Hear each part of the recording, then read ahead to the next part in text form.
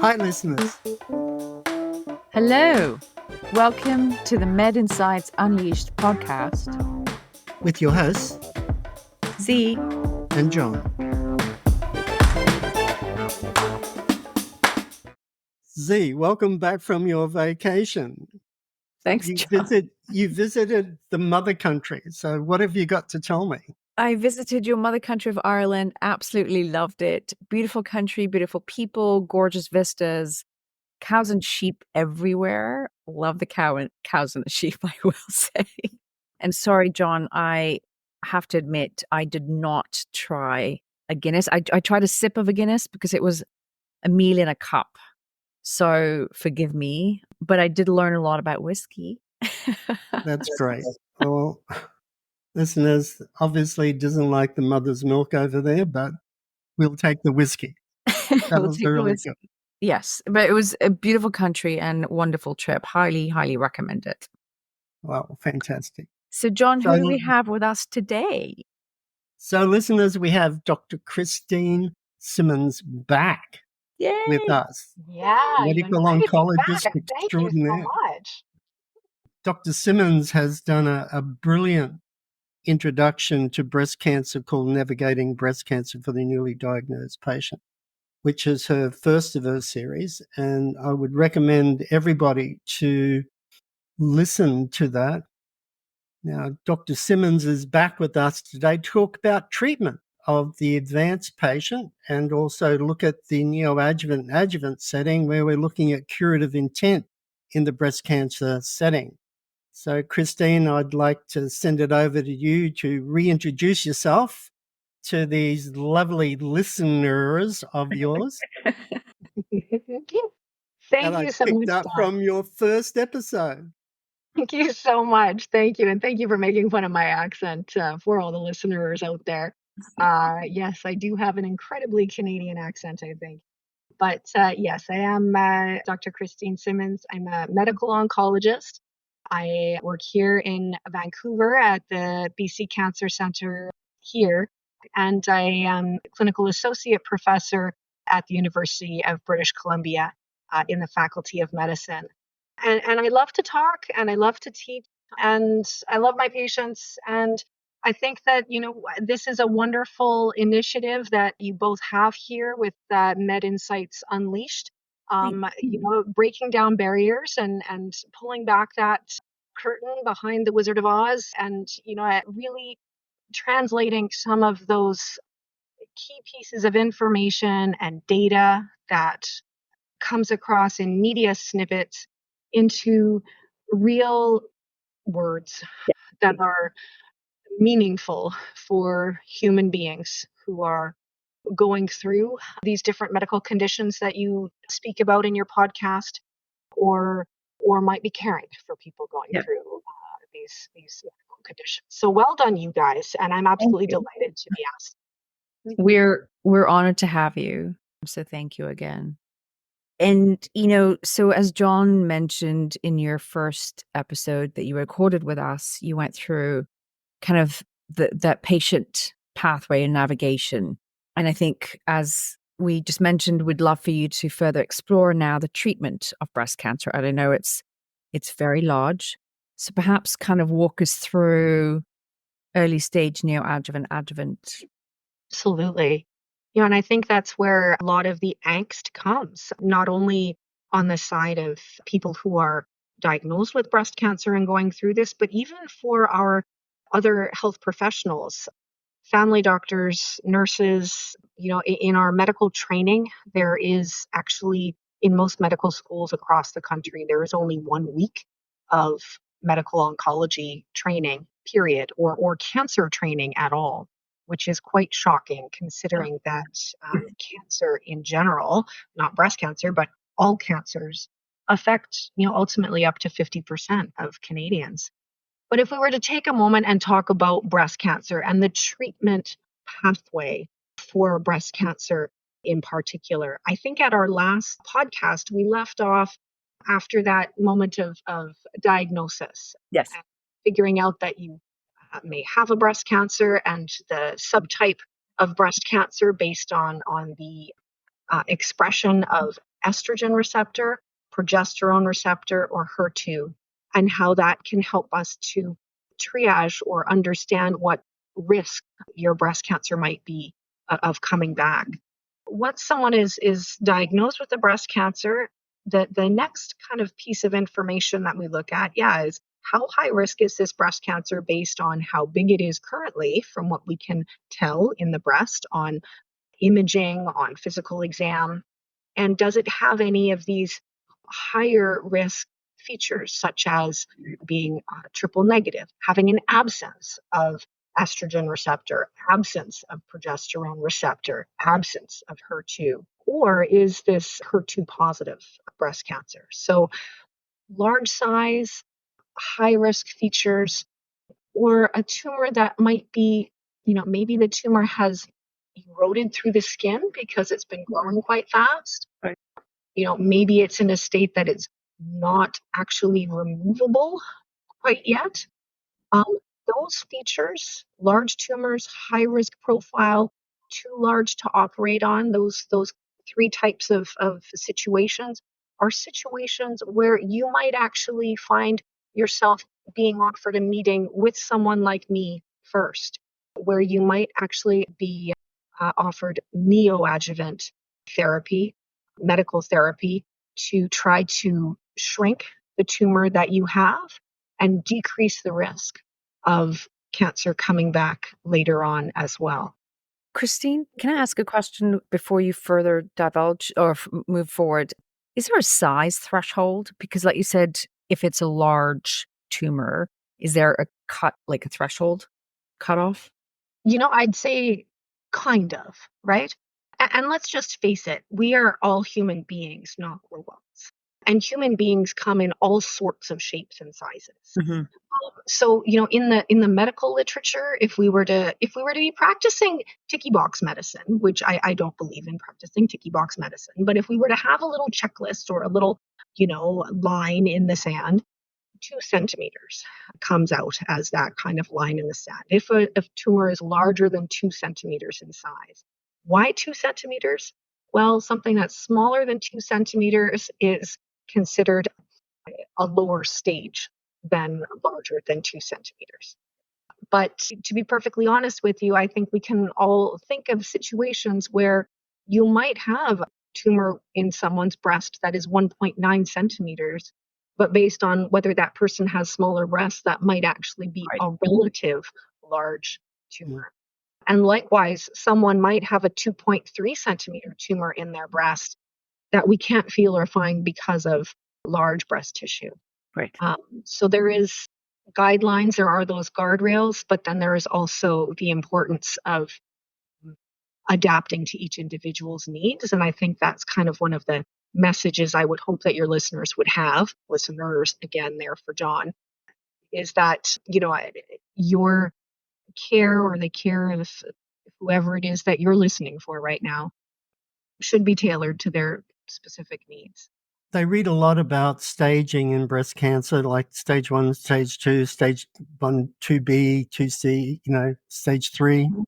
And is what you're saying partly throwing a difference into that staging process by saying that really it's not the size? Because when you're going through the different stages, you're going through size and whether it's metastatic or non-metastatic. So you're questioning the staging for the individual. Is that my take Yeah, that from what you is. just said? And I think that the those higher risk features, right? If someone has a 1.5 centimeter tumor in their breast that is triple negative, that we can easily feel Mhm. On exam, and so when that person is going through medical treatment, when that person is receiving treatment with chemotherapy initially, which is what they likely would be offered for triple negative breast cancer, then we are aware, we know if it's working or not based on physical exam and what we can follow. In terms of throwing away the staging for an individual, staging, the original staging for breast cancer was developed many decades ago And most cancer staging follows the TNM classification, T for tumor size. So that's what we were talking about, the size of the tumor itself being larger than 2 centimeters. N for nodal involvement, so that the lymph nodes underneath the arm on that same side where the breast cancer is found, are those lymph nodes enlarged? Do those lymph nodes have evidence of cancer in them? And M, standing for metastases. Are there any evidence of spread to other parts of the body already? If a tumor is very small, and if a tumor has not managed to travel to the lymph nodes, the likelihood of there being any metastases present is infinitesimally small, especially if someone's not having any symptoms. But that would be traditionally what staging of breast cancer was based on. More contemporary staging criteria also brings in the ER/PR HER2 status, as grade. So it kind of gets even more and more complex, right? So at one point in time, we had stage 1, 2, 3, 4. And then we had stage 1A, stage 1B, stage 1C, stage 2A, stage 2B, stage 3A, stage 3B, stage 3C, all on, so on and so forth. Now we have stage 1A, ER positive, grade low.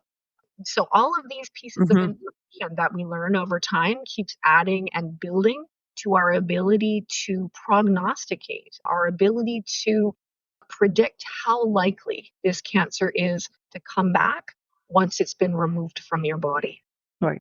And that is my job is the medical treatment to decrease the risk of cancer coming back after it's been removed from the body. As we were kind of going through that treatment pathway, I started off on the neoadjuvant story because, when you're first diagnosed, these are kind of the things that's the point in time when, someone like me or the surgeon is thinking, okay, is this someone that we should actually reach out to and meet before they have an operation to help decrease the risk of recurrence? That's especially important nowadays because there have been several clinical trials that have been presented over the past few years that have significantly changed the types of treatments that we can offer in the neoadjuvant setting for breast cancer. Okay. For those people who have higher risk disease. Could you maybe highlight some of the key data sets within the neoadjuvant space? Absolutely. So let's talk about triple negative breast cancer first, if that's okay. So that's a subtype of breast cancer that it does not have estrogen or progesterone receptors. It does not have HER2 overexpression. It's being driven by a completely different pathway and is usually very rapidly growing and is at higher risk for recurrence. Of all of the subtypes of breast cancer, triple negative breast cancer is the highest risk breast cancer to come back within the first 2 years of removal or diagnosis. Because of that, there's been a lot of research that's been done. One of those areas is in the role of immunotherapy. Right. So there was a paper that was presented, or a clinical trial that was conducted, looking at adding immunotherapy to chemotherapy that's given prior to surgery, and then the person underwent surgery, and then after surgery, they carried on with the immunotherapy until they had received a full year of the immunotherapy. So I have a question. Sure. Have your listeners heard the word immunotherapy before? Yes. They have in other tumor types, but Yeah. if there's something that you wanted to add. So Yeah, no, I would like you to add to the immunotherapy. I say that, and I think, it is something that, some people have heard of, some people haven't. Some people think it's, this amazing thing, and other people are like, oh, this sounds scary. So immunotherapy, just to be clear, it is medicine that's given by vein, and it is medicine that basically targets the ability of cancer cells to hide from your own immune system. So it allows your immune system to now see those cancer cells. We have to remember cancer cells were our own cells originally, right? They just kind of developed a bunch of mistakes and then turned into a cancer cell. They developed a bunch of genetic changes in their DNA, and that kind of flipped the switch and allowed them to become a cancer cell. So immunotherapy, so cancer cells when they are growing are able to evade our immune system because they kind of look like normal cells and they trick our immune system, and that's how come they can grow, quite quickly and quite large sometimes. But immunotherapy blocks the ability of those cancer cells to hide in plain sight. I like to say it removes the invisibility cloak, right? I go all Harry Potter there, right? Cancer cells have an invisibility cloak. Immunotherapy takes off the invisibility cloak. The immune system can see that cell. It can say, haha, you're a baddie. Right. I'm going to come over and eat you up. Hey, my friends within the immune system, come on, let's mount a fight against these baddies. The problem there is that our immune system, oh gosh, love our immune system, it can get easily confused. And so, in attacking our cancer cells, some of the side effects of immune therapy is that it can start to attack, we can start to attack our normal cells as well. And those systems that are at highest risk for that attack are those within our endocrine system. So, our thyroid function, right? So, we can develop problems with thyroid metabolism and regulation, our adrenal glands. So, cortisol levels can be affected. And even our GI tract and our pulmonary system, we can, be at risk of pneumonitis or colitis, and rarely our heart, so myocarditis. So immunotherapy is not a benign medication. It can have significant side effects. But in a controlled setting and in a situation where there is proven efficacy, it can be a bit of a game changer. And in triple negative breast cancer in the neoadjuvant setting, it, I think, has been a game changer. Because in the Keynote 522 trial, which has now been published, it did demonstrate that there was a significant improvement in complete resolution of the tumor, neoadjuvant therapy with treatment given before surgery, such that there were a higher number of people who received this immunotherapy. Those who received immunotherapy and chemotherapy had a higher chance of having the cancer completely gone at the time of surgery. There was a higher chance of never having the cancer come back again. And most recently, at the European Society of Medical Oncology, that just occurred in September of 2024, the results of overall survival were also presented, indicating that it did result in an improvement in length of life. So that is a treatment option that is available in the neoadjuvant setting, but it's not something that we can give in the adjuvant setting. So once someone has surgery, every treatment after surgery is called adjuvant. So in addition to. Am I making sense? Are we following? You are. Com- That's really unique because when you're looking at 522, they were looking also at pathological response. Yes, they were looking at pathologic complete response. They looked at disease-free survival, and they looked at overall survival. And it was a bit of a unique trial design, and I can go down wicked rabbit holes on trial design and statistics that will bore your listeners to no end. But well, they had co-primary endpoints, right? So they actually had multiple primary endpoints, and so in doing that, you actually have to have they had different sample sizes for each of the endpoints. So in one of the publications, the sample size was 756.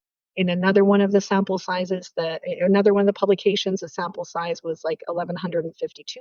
So there is that nuance to it. And then in order to determine whether or not the results are statistically valid, they had a very, very, very small p-value, which you may or may not have heard of. This is a value when you actually think about what does a p-value mean. It is the chance, it is the likelihood that if you were to repeat this whole trial with exactly the same patients and exactly the same circumstances and exactly the same time points, if you got yourself in a time machine, went back in time, you conducted the same experiment again with all of the same people, conditions, everything, the likelihood that you would get a result as extreme or more extreme due to chance alone. Right. And that is what that p-value is. It's usually set at a 5% chance in most clinical trials. In this particular clinical trial for each of the different co-primary endpoints, it was significantly less than 5%. So it had to be a much, much lower chance. So again, thank you for that explanation, because I think it's very valuable. Two questions I had. First one was within the neoadjuvant setting prior to surgery, and you can speak to this trial or generally, are there a certain number of cycles that patients would need to receive? So I think whenever someone's receiving treatment for breast cancer or like chemotherapy treatment for breast cancer, the number of cycles of chemotherapy, there are different recipes. There will be different recipes wherever you are in the world, but the number of cycles tends to be 6 to 8, Okay. somewhere between 6 and 8. And the exact number is kind of built into that recipe. Why 6 to 8? Because somewhere between 6 to 8 cycles is when we've received our maximum amount of cell kill from the treatment that's being given.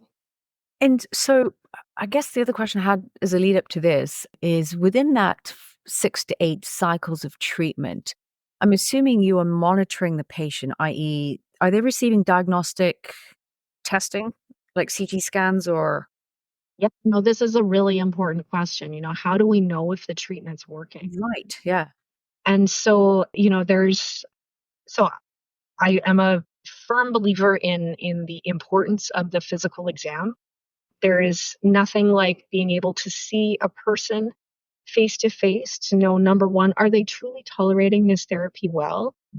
You can see it in a person's eyes. You can see it on their face. Being able to, listen to their lungs, being able to take their blood pressure, take their temperature, being able to examine the breast and know, is this mass shrinking? That is often the best way of knowing if this treatment is working. If the physical exam is not possible, or if the ability to determine whether or not the tumor within the breast is too challenging because the breast itself is too dense and you can't tell, then that's when I would bring in diagnostic imaging in the form of ultrasound or MRI to determine whether or not there's been a change in the size of the breast mass. But in terms of repeat CT scans, a CT scan actually isn't great for looking at breast tissue, right? When you have a CT scan done, you are lying down in a scanner. Yes. When you lie down in a scanner, breast tissue moves usually to the side. And it can be difficult to know, is this mass in the breast smaller or not on a CT scan. An MRI of the breast is done when you're actually lying face down in the MRI machine. Right. And it's sort of a device or a MRI that is specific for breast MRI. And an ultrasound, especially with some of the newer technology of automated ultrasound, where it's not a human being holding the wand, but more of an actual machine that's doing the ultrasound, so it provides more consistency in terms of pressure. That can actually provide just as good or even better assessments of size. But ultimately, having a physical exam and having the doctor measure the size of the tumor with some form of measuring device and using that same measuring device each time. Right. That's key, right? Okay. Because we can all say, oh, I think it's about 3 centimeters, but No, I actually get a ruler out, or I use calipers, and many of us do. And that's consistent throughout the breast medical oncology community in terms of standard approach. We're talking about treatment, and we've kind of jumped into the highest risk area. We've pulled the Band-Aid off, and we've jumped into one of the most complex and challenging, I will fully confess, treatment protocols for triple negative breast cancer, and the role of immunotherapy in the neoadjuvant setting, to some of the side effects there earlier as well. But we kind of haven't really talked about that big C word. I'm not talking about cancer, but I am talking about chemo. I've said it a few times, but we haven't really kind of talked too much about that. Before we get into that, sorry, with the overall survival from Keynote 522, what was it? So, Zara, thank you for that question. The overall survival that was presented at ESMO 2024 did reveal that for the people who received pembrolizumab, the 16-month overall survival, I think, was around 86%. And for those who were not on the standard neoadjuvant chemotherapy arm, the 16-month overall survival was in the range of about 81%. But I caution us in terms of getting too caught up in the actual numbers themselves, because this is a international global study. And I think that once we see outcomes in a breast cancer study where the difference between one arm and another arm is in the range of 3 to 5% difference, that does have a big impact on outcomes globally. And I think, we'll likely see in many years to come that the impact is much greater than that. Okay. And to be aware, the overall survival is different in different. So back to the question, or back to the topic around chemotherapy. Oh my goodness. I say what I do for a living, I say the word chemo, and it's immediately caught by people going, oh, I all of a sudden need to get called into the other room. And, geez, you make everybody go bald and throw up all the time. And I'd like to say with pride that it used to be that only one of those things was true. And now, even the other thing is not that true anymore. So chemotherapy is treatment that's given by vein that kills cells as they are in the active process of dividing. And cancer cells, particularly triple negative breast cancer cells, HER2 positive breast cancer cells that have a really strong growth signal, they're usually growing very quickly. Those cells are very, very sensitive to chemotherapy. So cancer cells are constantly dividing. Chemotherapy stops them in their tracks and they die. But the problem is that as human beings, there are other cells in our body that are dividing quickly. And you think about anything that continuously grows, like hair. Yes, hair loss can occur. There are the availability in many parts of the world now to access cold caps.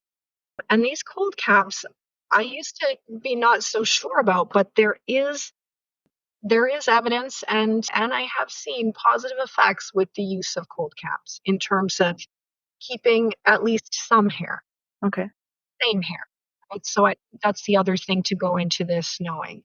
And at this point in time, in most places of the world, although I think in the UK there might be some coverage for this, but in most places of the world, the cold cap is still an out-of-pocket expense for the patient. Okay. And, in terms of cost, that's going to differ based on where you are on planet Earth. But the cold capping can allow you to keep some hair and may have variable success, but is something that, allows me to say it's no longer a complete money back guarantee. If you don't cold cap, then yes, chemotherapy does cause hair loss, especially the chemos for breast cancer.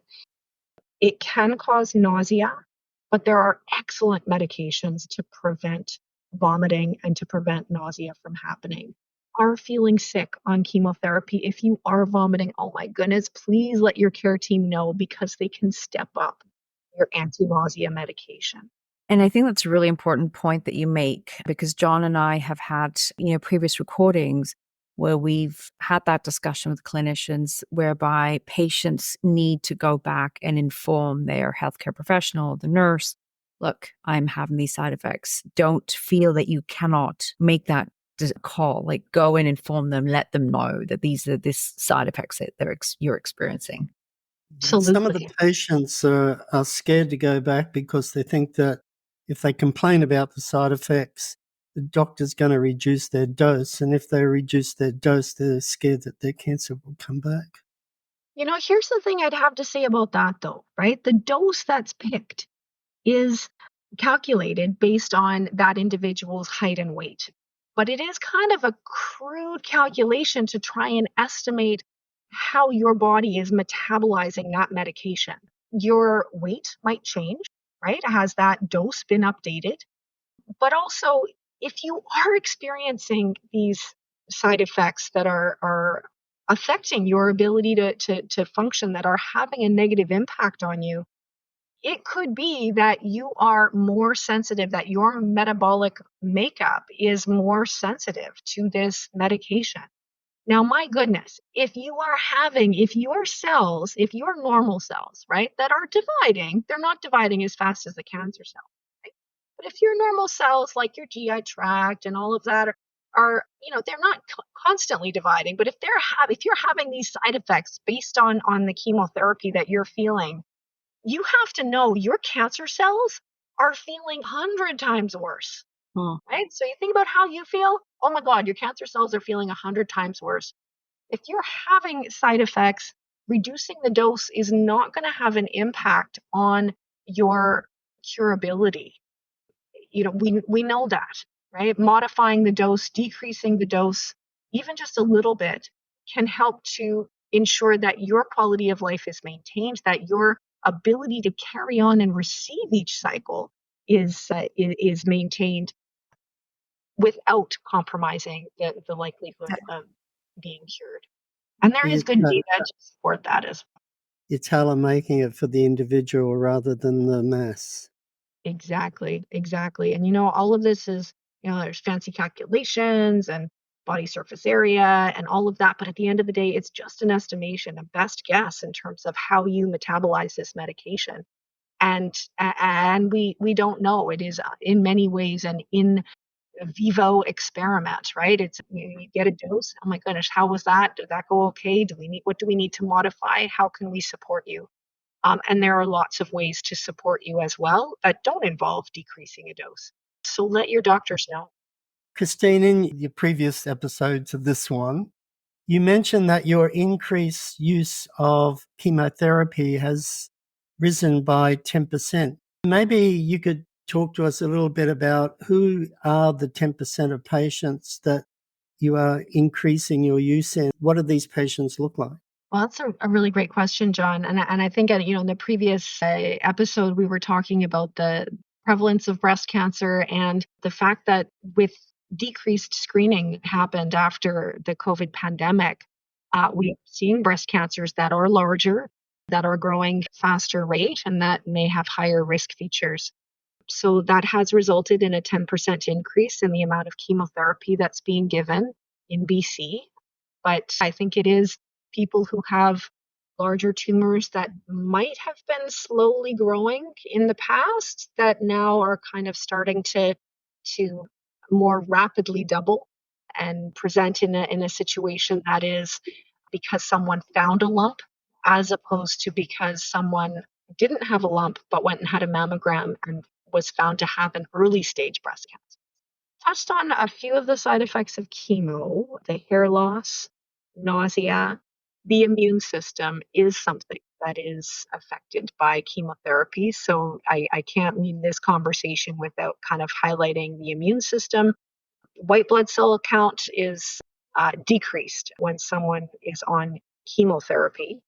And that might require some medication to help boost up or support the immune system while they're going through curative intent chemotherapy to allow the chemotherapy to be delivered on time. Because the timing does matter. Dose intensity and the dose density does matter in terms of receiving the treatment. whether it's 85% dose or 100% dose, that's not as important based on clinical trials, but the timing, getting it on schedule is important. And in order to keep on schedule, sometimes your immune system needs a bit of help.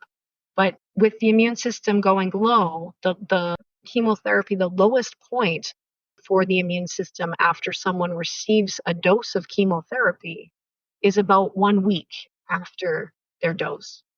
After, and it's not the day after that, Right. but It's fine. actually about a week later. So kind of being aware of that is sneaky now. And finally, the other thing that kind of hits around about a week after as well is fatigue. Fatigue is the one thing that does tend to build up cumulative over the course of 6 or 8 cycles. That's something that, after your first cycle, you're usually feeling too big from a tiredness perspective. Second cycle, and again, I'm speaking generally from what I see in my own patients, kind of speaking broadly. Certainly everyone's experience is individual, but second cycles, okay, yep, I get it on chemo. Third cycle, the tiredness starts to set in. Fourth cycle, yep, feeling more tired. Uh, and from there, the tiredness does sometimes level out a bit, but after chemotherapy is done, there can sometimes be a bit of call it a reverse honeymoon phase where tiredness and body aches can kind of come back about a month or so after you've finished chemo. Mm. I've seen it only in about 30% of people, but yeah, it can happen. So being aware that it's not just the side effects don't just turn off away when the chemo drip stops, that this is something that you will need to rehabilitate from. Continuing to exercise, continuing to move, eating right, being with people you love who fill you up emotionally as well. These are all really important things to continue to do while on treatment to help ensure that you speed up your recovery. This treatment is Yeah, I was actually going to ask if you could suggest any rehabilitation, kind of prehabilitation tips, but you just shared them. So thank you. It's, continue to move, do the exercise, have good nutrition, and to your point, being surrounded by that caregiver familial support is very, very important. and go outside, even if it's raining. As in Vancouver rains a lot, so you need to go. Exactly. So now that so we've gone through the neoadjuvant, you've highlighted the key kind of data set within that space. What happens now? What happens to the patient now? Are they monitored? So now do we kind of move into the adjuvant space or not yet? Yeah, let's take that situation of, and we're kind of focused right now on the triple negative breast cancer, but let's take that through to the completion of that pathway. So someone finishes their chemotherapy and pembrolizumab or immunotherapy treatment. They have surgery. We find out at the time of surgery whether or not this person's had a complete pathological response. Mhm. And then the immunotherapy typically continues afterwards. There may be or may not be additional therapies added if there is residual disease at the time of surgery. And by residual disease, I mean residual disease in the cancer, in the specimen that's removed from your body, right? Not that there's residual disease in you, but that, at the time of surgery, we call that the residual cancer burden. But it's a little bit of a misnomer because it makes it sound like that person still has that burden. But no, the cancer is gone after the surgery is done, right? You no longer have breast cancer, you had breast cancer, and it's in the pathology department.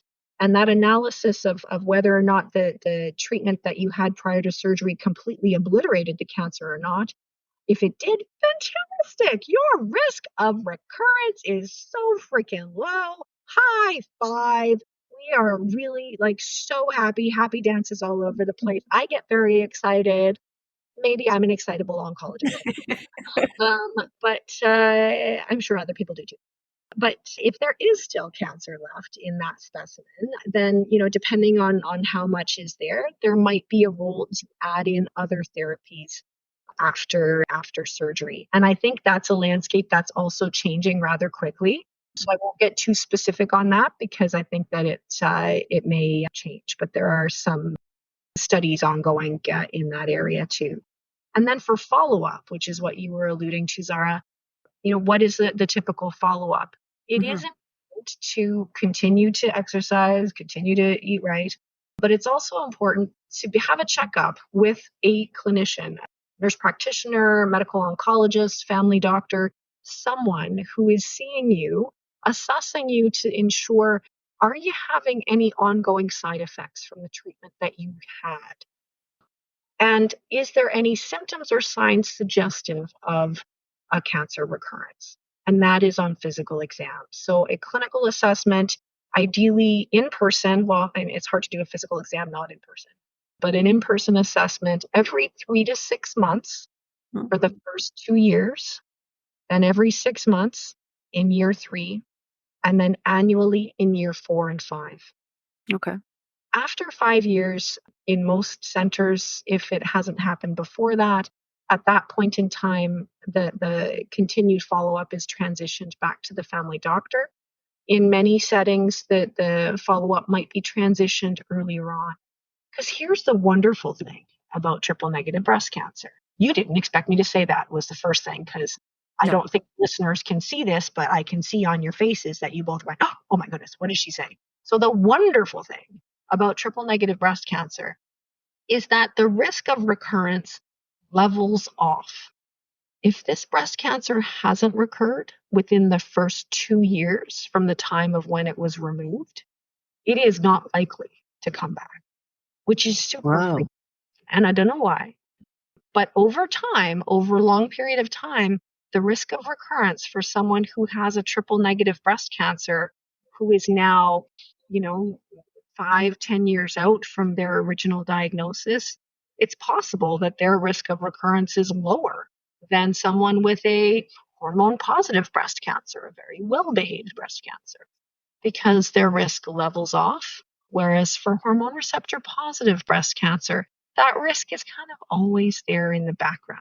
It's not as high to begin with, but it does kind of continue to be there in the background in the long term. You're 2 to 3 years out and the cancer recurs.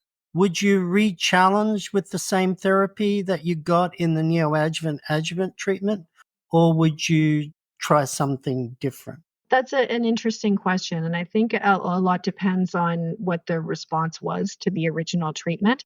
2 to 3 years out from the original diagnosis, there may be a role to re-challenge with the same class of agents. And in triple negative breast cancer, having a taxane and an immunotherapy agent is kind of one of our go-to combinations in someone who has non-curable breast cancer in the metastatic setting. But I think it does depend on how long has passed, how that person responded to treatment the first time around, and whether or not they have any ongoing long-term toxicities from the treatment they had in the past as well. Yeah, in the metastatic setting, it is a bit different. And I know that often as medical oncologists, we're, asked, oh, what is the protocol? What is the algorithm for how, what do you start with? And then what do you go to? And then what do you go to after that? And all of us will say, well, every patient is individual. But then to be perfectly honest with you, when we look back on it, there is sort of a bit of a pattern that we all tend to follow at the end of the day anyways, and we don't kind of realize it. In the setting of triple negative breast cancer in our current landscape, immunotherapy plus a taxane in the first line setting has been shown to be beneficial. There is evidence to also challenge with combination therapy with cisplatin and gemcitabine. That's a kind of completely different chemotherapy combination than we typically use in the adjuvant or neoadjuvant setting. Depending on whether or not someone is a carrier of a BRCA1 or BRCA2 gene mutation, they may be sensitive to their cancer may be very sensitive in that situation to a PARP inhibitor, to a medication that actually capitalizes on the um, issue of change that was occurred in the BRCA1 or BRCA2 gene. And then there is, roles for other agents, capecitabine, eribulin, and there are newer agents, or antibody drug conjugates Yeah. that have been developed that have really revolutionized this space, and are likely to be brought in earlier on in the overall algorithm, so to speak, of treatment. But I guess the point I'm trying to make is there's a big bucket of, Right. of things. And it's important to know that there's a lot of lines of therapy that are continuing to increase and improve in terms of side effects and efficacy, and really change this landscape in an exciting way. A lot of arrows in the quiver to shoot at cancer cells, right? I guess, if for the listeners that are out there, Christine, you've done a fantastic job in kind of highlighting, the key kind of data within the neoadjuvant stage. And then, you spoke briefly about the adjuvant, but moved more into the metastatic. There's so many different lines of therapies available. It can also be fairly overwhelming to grasp all of these different types of therapies. Are there specific kind of resources that you could recommend patients wanted just to get an overview or to get a better understanding without being a little bit too overwhelmed? I think that there are great resources out there. First plug I would make would be for Rethink Breast Cancer, which is a great organization, Rethink, and focused initially on a lot of their information sharing on metastatic breast cancer, and certainly is really really great at curating information and providing advocacy as well for access for patients. Canadian Cancer Society. There are various websites as well with information, but the breastcancer.org, which I believe is sponsored or linked with the Komen Foundation, is also very helpful. And many of the big cancer meetings that we talk about, the San Antonio Breast Cancer Symposium, the American Society of Clinical Oncology, so that would be SABCS or ASCO, there is patient-directed resources in those areas as well. The internet is a wonderful thing. AI is an amazing thing that we're all victim of in ways that we don't even realize right now. In many ways, the internet will tell you whatever you want it to tell you. So I think it's important to keep that in mind when you are searching or when you are looking for information online. Asking your care team, right? They probably have a curated list of websites that are trusted that might even be endorsed or supported or populated by the people who you're working with. I would be remiss if I didn't also plug the BC Cancer website and the clinical care pathways that are up on that website that helps to provide an overview of that information. And I will say again, it's a great plug, but the BC Cancer Agency website it's brilliant because the pathways, the information that is set out there is very easy to navigate. I'm a big supporter of it. So yeah, I'm glad that you mentioned that. Thank you. What are you doing for research from your own specific hospital, Christine? What areas are you delving into from your side that the patients may love to know for their own interest? Oh my God, that's like a whole podcast in itself. we can that's fine. You can bring it back again and again. Oh my God, your listeners are going to get sick of me. So in terms of research, let me see if I can summarize this in a nutshell. So let's think of research in three buckets. Okay, I like putting everything in three buckets. Research that is related to health services and outcomes, right? So that health services research. Are there things about the way we deliver care? Are there aspects of different tumors? Are there things about how someone is cared for that is directly relating to how well they do? Like that time to treatment. right? What is that magic number? How fast do we need to get you through the system and that type of work? So yes, there's a lot of work going on, I think, around the world looking at that question, but certainly BC Cancer, that's one of the areas that we're strongly focusing on in terms of identifying those clinically relevant benchmarks and ensuring that high quality care is being delivered to everyone. Then there's the bin of clinical trials. So clinical trials, now we need an A and a B, right? So clinical trials fall into the category of pharma sponsored trials or industry sponsored trials. Many of the clinical trials that are done with medicines, with new drugs, are sponsored by industry because those trials are very, very large and very expensive. And it's actually impossible for any not-for-profit organization to actually fund those independently. So there are clinical trials ongoing here at BC Cancer in the triple negative space. And for anyone who's looking for clinical trials that might be happening at their local site, the website clinicaltrials.gov will have a full list of all trials registered in different disease sites. You can navigate that website quite easily. Thank you. The other type of clinical trials is investigator-initiated clinical trials, where someone has submitted a research question to the Canadian Institute of Health Research or to a grant funding body and received funding in order to do research in that particular area. And there are grant-funded research going on in many different places, including here at BC Cancer, in the setting of triple-negative breast cancer and other subtypes of breast cancer as well.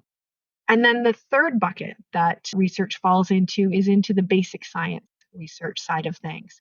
And that is usually with our collaborators. I call them across the street because that's where they're physically. The basic scientists, such as Sam Aparicio, who's one of our local scientific researchers in breast cancer, who's done a lot of work looking at triple negative breast cancer and the different subtypes of triple negative breast cancer.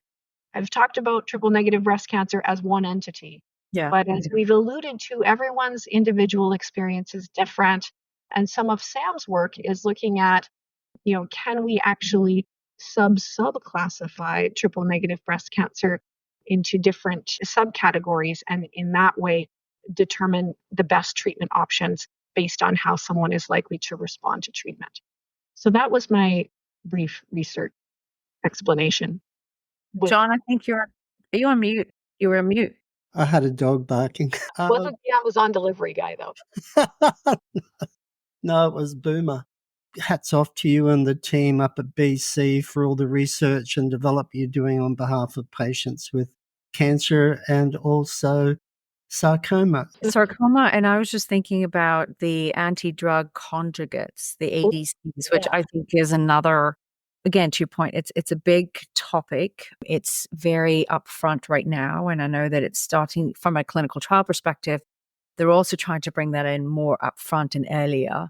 And it'd be great to have you teach us as well as the listeners about ADCs. So, John, we're going to have to book Christine again. Well, there's potential to talk about biomarkers, BRCA1, BRCA2, and another significant topic that Christine has just touched on her first and now this interview, but we might have to do a deeper dive into that as well. Absolutely. And before we depart, Christine, John and I, we always request from our guests to share kind of top 3 key pieces of advice or that you'd like to share or impart with the listeners based on the topics that we've covered today. Can I ask you to share that with our listeners on behalf of John and myself? Absolutely. So reflecting on that, today's theme has been on the treatment and the treatment journey for people who have breast cancer. And we've been really focused on triple negative breast cancer today because it is a big topic. So sorry we didn't get to the other disease, the other subtypes. But I would say the top 3 pieces of advice for listeners: don't be afraid to ask questions. There is no such thing as a silly question. The only silly question is the question you didn't ask. So if there is something that is important to you to know the answer to, it is important for your care team to know that. So ask your questions. The second piece of advice that I would have would be to ensure that you are sharing with your care team what your symptoms are and how they are impacting your day-to-day life. Yes, fatigue can happen, but if you are flat on your back lying in bed and you can't do anything else throughout the day, oh my goodness, that is I need to know about that. Yeah. That's my problem to fix. And so there are tools, there are things that can be done. There's, it isn't expected that one suffers through treatment. And I think that the third thing would be, don't be afraid to also, ask and inquire and dare I say challenge your care team to think about and to help you find appropriate resources to navigate the survivorship, to navigate the life beyond breast cancer. Right. And what are the potential long-term effects that you should be aware of and that your family physician should be aware of? Ask, share, and challenge. Those will be the things that I would tell. Ask, share, and Share challenge. and challenge. Love it. Thank Love it. you. Big virtual hug from John and myself. Christine, thank you so much for your time. John, great to Thank see you. you again. It's been a long time. Yes, it has. And thank you for all the hope you're giving patients, all you oncologists out there and the nurses that go with them and everybody else in that family. Big hug. Thanks, everyone. Thank you, guys. Thank you so much.